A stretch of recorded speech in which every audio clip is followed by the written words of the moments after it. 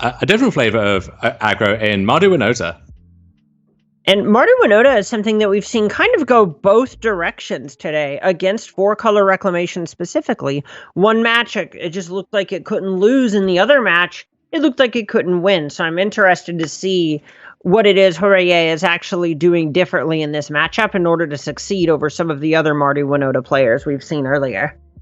Yeah, you have to know what you're signing up for with this Winota deck. There will be draws that just seem very inconsistent, and like you can't get much done, but then the ceiling on the deck is incredibly high, and really any draw involving Winota and attacking qualifies as that, and that's part of what makes this deck so good. You effectively have this one-card combo built into the deck. Ooh, and these 2 copies of Kitesail Freebooter in the opening hand is a great start, especially with Horie on the play here. And we saw Nicholas King send back this land-heavy hand with a Deafening Clarion that really does not do too much against a certain subset of this Mardu Winota deck's draws.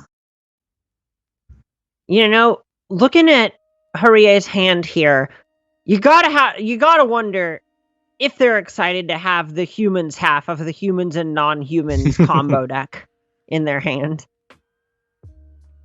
And we saw for Nicholas King, Mystical Dispute in the deck. And this is something that Michael Jacob highlighted in his run through the Player Store finals, is that the Reclamation decks really don't have many permanent answers on the spot to a Winota. So sometimes you have to leave in Mystical Dispute just to tag that card and have something of a reliable answer.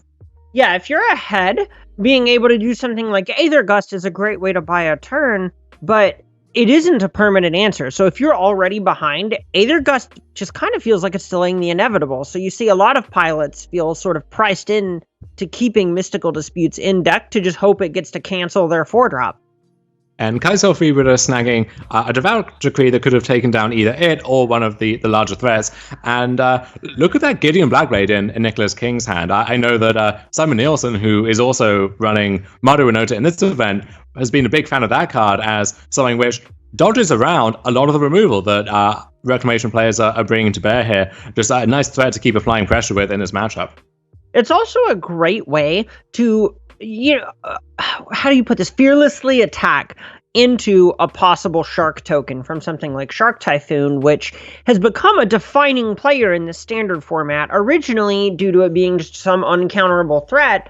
But against decks like this, it feels like it's just a flash Doomblade that might leave behind a body a lot of the time.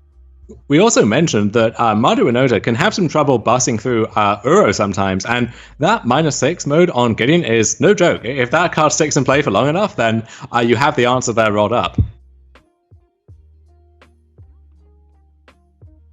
And now you can feel the tension of Horie trying to figure out what to cast.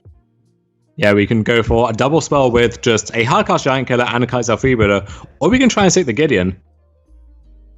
Can you feel the pause from Nicholas King as that hit the stack, just going, oh. Yeah, it's not a complete blindside. We do have open deck lists for this tournament, but sometimes what that means is you see a card on your opponent's deck list and you realize there's really not much you can do about it. Yeah, and especially when they end up having the card to draw, or when they just cast it, you go, okay, well, I can't just dodge it anymore. I have to figure out a way to deal with this now.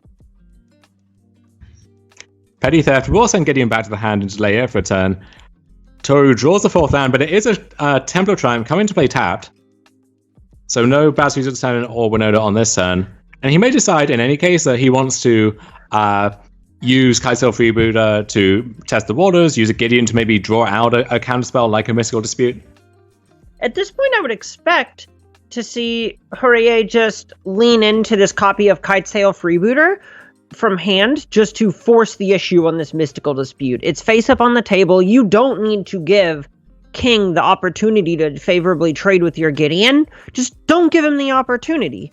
Force his hand a different way, like using the duress mode of Kitesail Freebooter. And there is a fun dynamic here where King could use the Brazen Borrower to trade with the Freebooter and get back that Devout Decree, but then he can't do that right now because then that leaves the shields down for that Gideon. So Toru knows that they can safely send in that first Freebooter, and now is trying to resolve the second one. And this is just how much play draw can affect this matchup. The fact that King is having to play all of these turns from behind is what allows Horie to put King in this sort of squeeze, right? You can't also have the borrower and cast the mystical dispute. It's an either-or situation. King thinking hard about this freebooter. Knowing that either he disputes it or his dispute gets taken by it. In all likelihood. And this is the tank. This is the moment where it feels like King is saying, okay, but do I want to try and sculpt a situation where I kill one freebooter, devout decree the other, and actually just get this mystical dispute back? Because then you almost feel like you're up a card in that sort of exchange. But it looks like we're just going to see the mystical dispute come down now in order to try and be mana efficient and pave the way for this Uro hanging out in King's hand. Yeah, Battery Lieutenant also kind of plays spoiler there too. If you can put a counter on the freebooter, now that trade looks a lot less profitable from Nicholas King's side. Glasscaster, though, a nice pickup. We'll see if he wants to use that now on the freebooter, get back that Devout Decree, or if he has some other goal in mind. Big fan of Horie not developing this giant killer onto the battlefield. And actually just sandbagging it to deal with that copy of Uro that's face up in King's hand, or something like a Kinrith. And Glass Casket, one card that it doesn't catch, even though it's in the same converted mana cost range, is Gideon Blackblade. So a good case of choosing the right threats to get around the answers you expect there. And there is Uro from King. Looks like we are going to see the Glass Casket here, taking the freebooter out of commission, getting back the Devout Decree. And at this point, it's a matter of mana efficiency, just really looking for ways to deal with these cards now rather than after they've dealt X amount more damage from this point. Toru has that choice of which mono-white threat we wanted to resolve against the face-up Devout Decree. Cannot feel good about that if you're in King's seat right now. He really needs to find something like a Kinrith off the top a turn ago.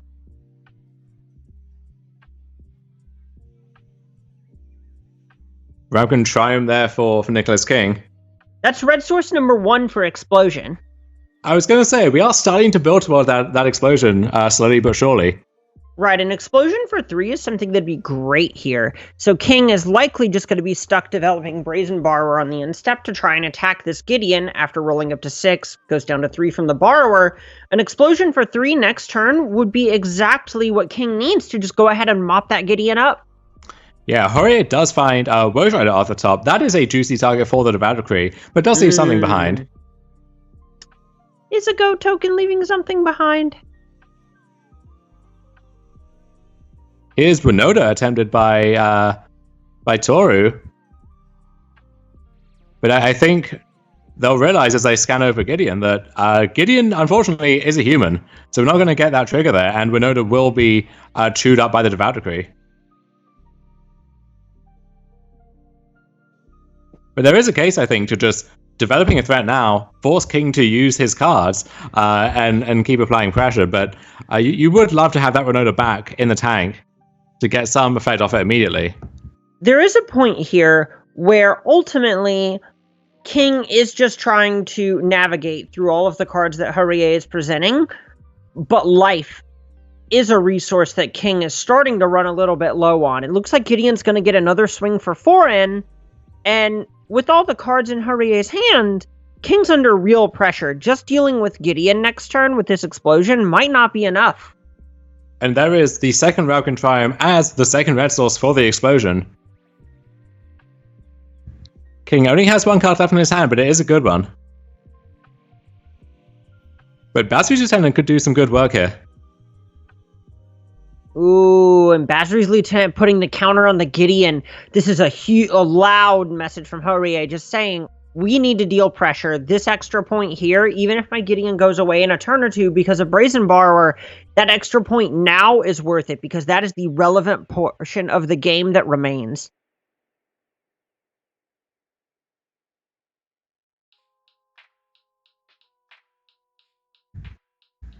And here we go. Firing off an Explosion. And that will team up with the Brazen Borrower to take down the Gideon.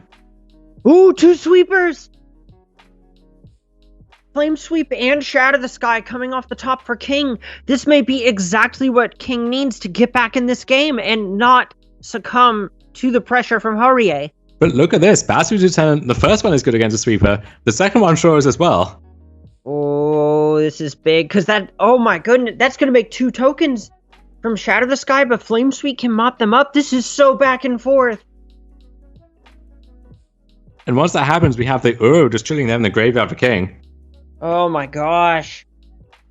And you can feel Horie agonizing over whether or not it's time to develop the Giant Killer. King just saw 4 fresh cards off the top. Is that extra little bit of pressure worth it? And crucially, that's going to come up against something like Shark Typhoon, which could be the difference between King being able to survive a turn, dig towards what he needs, or just being dead on board. And Horie goes ahead, puts it onto the battlefield, right into the Shatter the Sky. Which will get a card back for Toru. And there's a Raise the Alarm, which he would love to be able to cast right now. And developing the Giant Killer meant that he can't do that.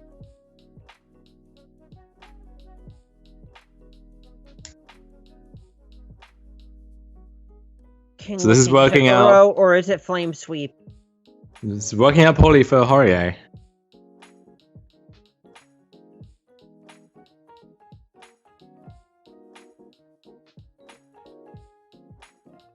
And Nicholas King, I think, wisely using the Flame Sweep there. You don't want to expose yourself to the risk of a top deck Winota. At this point, King is covering bases. His life total's low, but he's got to feel like he's in a prime position to take this game back. He just doesn't want to throw it away. Going ahead, dealing with those tokens, add sorcery speed as a way to actually check that Winota, exactly as you said. Although we are now kind of back in the same position, right? If there is a Winota off the top for Horie, then we have a nice set of triggers lined up.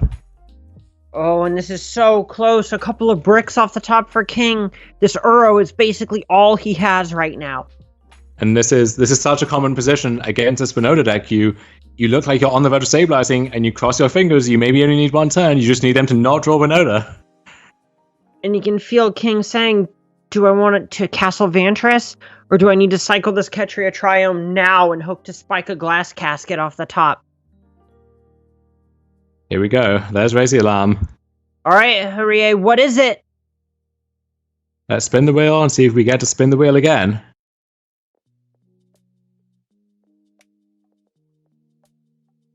And this is nice now. So Toru gets to choose whether to maximize the odds of a Winota winning the game, or to maximize the chances of drawing that Winota. Oh, Lazotep Reaver off the top, not quite it. That does offer some redraws towards Winota with the help of Ghost Rider.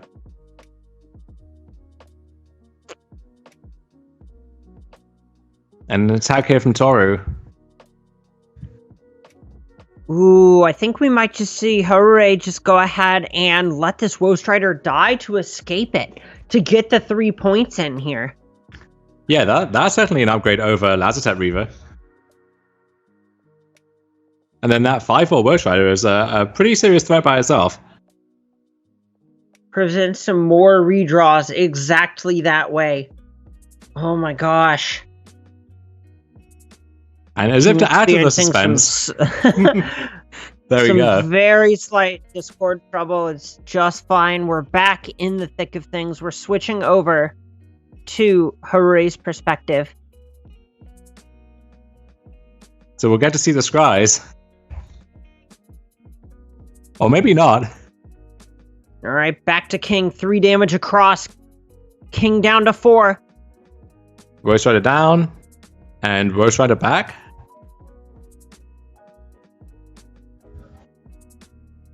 There we go. 5/4 Ghost Rider with a Go token coming along there. And now Nicholas King, we got the castle, we got the Triome, we got a card for your doorstep, we got the attack off Uro, so we have a lot of ways to dig for something. First 2 draws weren't that. Mystical Dispute maybe isn't it either. Although it is a form of insurance here against a Winota. Main phase Castle Vantress, seeing if it's worth it to attack with this Uro.